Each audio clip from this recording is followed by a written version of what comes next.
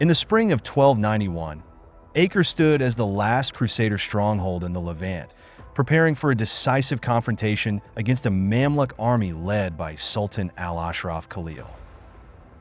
The city, filled with echoes of the Crusades, braced for battle as the sun set, casting hues of blood and blue over the horizon.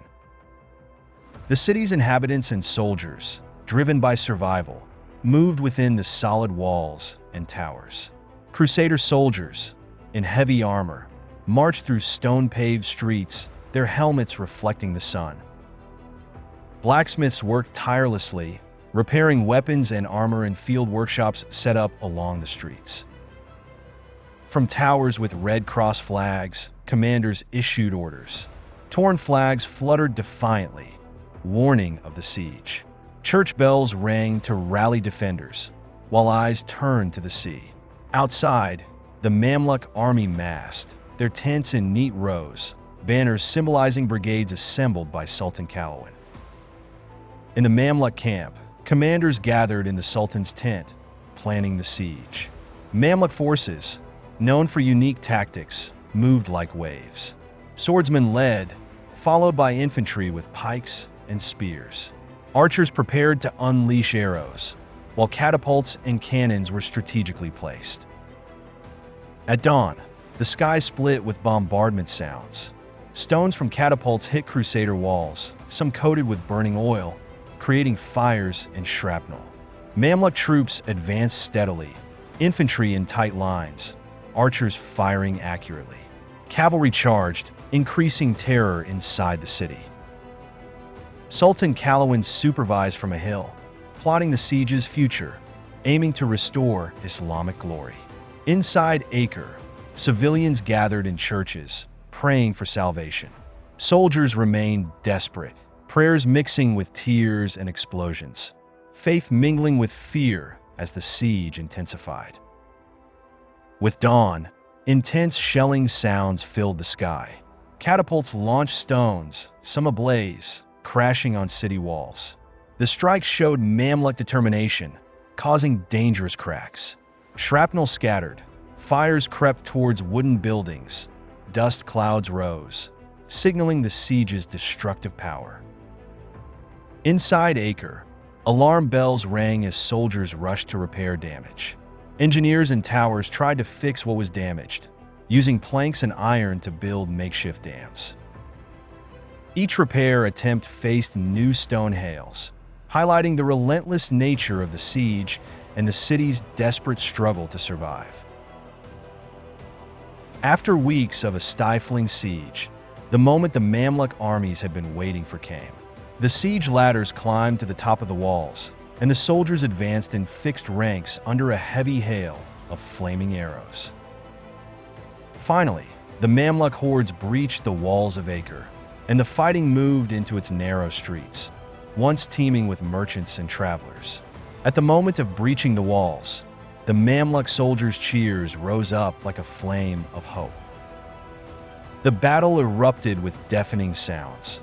The clash of swords was like the sound of thunder, while the spears pierced the heavy armor like lightning piercing the heart of the sky. The streets exploded with a frenzied roar as Mamluk battalions clashed. In the narrow alleys, where there was no room for escape or reorganization, the Mamluk valor was on full display. Soldiers carried long swords held firmly in their hands, while arrows bounced off their shields that deflected the enemy's screams. At the head of one of the brigades, a Mamluk commander advanced on his black horse, shouting to his men in his firm language, "Forward, no retreat until you taste Acre's walls purified." The Mamluk heroes were like a flood, restless and merciless. Some of them were able to use their expertise in swift maneuvers to flush out Crusader fighters from their fortified positions, while Mamluk snipers on the rooftops focused on hitting enemy leaders. One of them fired an arrow that hit a Crusader commander. The buildings were in flames, and smoke began to rise as if to envelop the city in a black veil of destruction. However, the Mamluks' resolve was stronger than steel. They moved with amazing discipline towards the Grand Market, where the last pockets of resistance lay.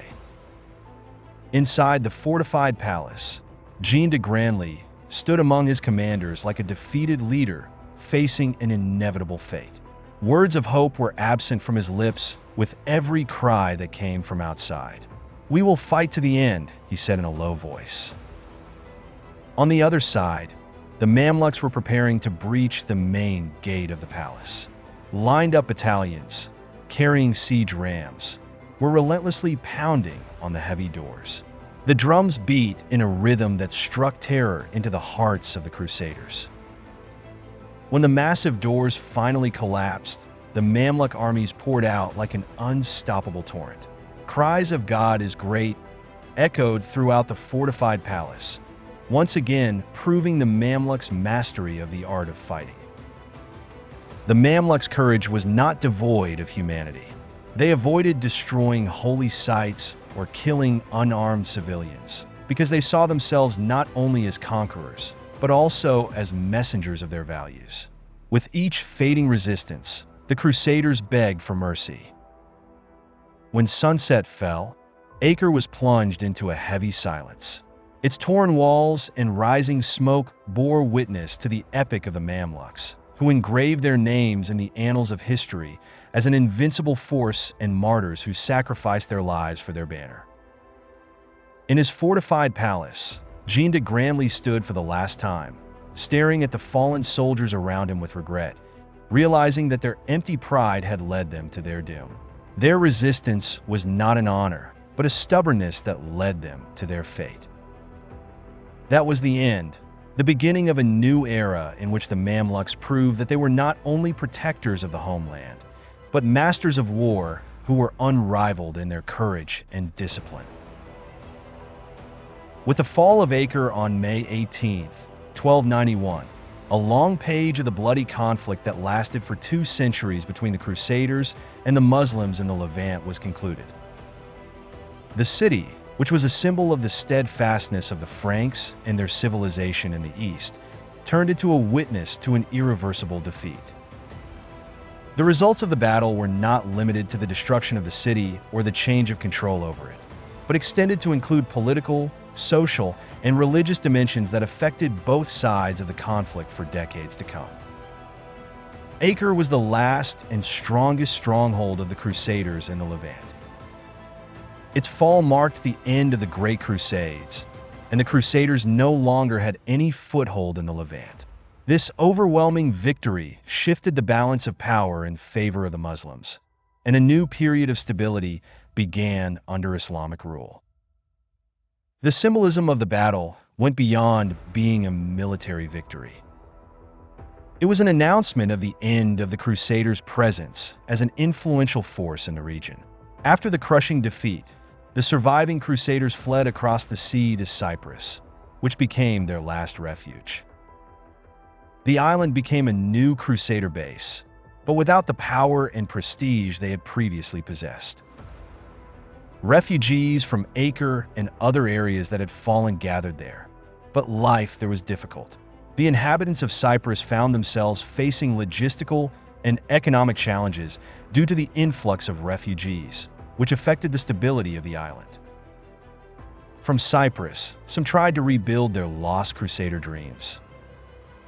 Others took advantage of the opportunity to return to Europe, carrying with them stories of defeat, which became a painful lesson for princes and kings in the West.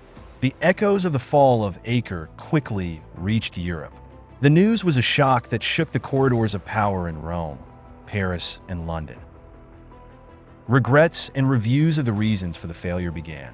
The Church tried to call for a new campaign to reclaim the Holy Land, but the decline in popular and financial support and the preoccupation of the European kingdoms with their internal conflicts prevented any real attempt from succeeding.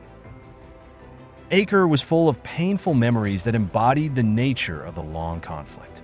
Its destroyed walls, its collapsed towers, and the houses in which nothing remained but silence, all became symbols of the end of the Crusades. Among the ruins, books and documents left behind by the Crusaders were found. Some were preserved, others were lost in the flames that ignited during the battle. Acre, with its strategic location and natural beauty, continued as a city under Islamic rule.